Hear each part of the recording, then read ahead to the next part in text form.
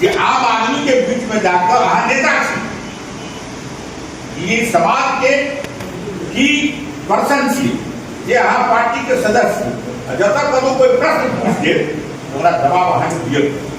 आप मोबाइल के युग है, जब जवाब अहाँ नहीं देवे तो अपना बड़िए साथी सब अपने राजू बाबू मोबाइल खोले कोनो प्रश्न कोई पूछ दिया विपक्षी जवाब ने सुना है तो तुरंत हो जाओ हम जवाब देंगे।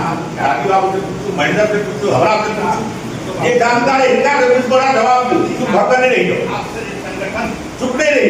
हम ये कार्य के लिए आजादी के 75 साल बाद विपक्षी निकालते, विपक्षी केवल अपना परिवार के विकास करके आम जनता की तरफ नहीं देखल। आम जनता की जो स्थिति चले कांग्रेस के लीडर में और लालू के लीडर में नेकरा बदन पर कपड़ा थे, नेकरा ले दवाई थे, नेकरा बाल बच्चा के पढ़ाई थे, नेकरा भोजन भेटे थे, नेकरा घर थे, ने सड़क चला थे, घर में बिजली थे, पीछे में निकलते। कांग्रेस के जो सत्ता थे लालू के कखनो 24 घंटा में कखनो 1 घंटा ला आधा घंटा ला बिजली अवे बाकी में कटल लगे। हमारा सरकार में 24 घंटा बिजली रही थी, कखनो 10 मिनट ले कटे।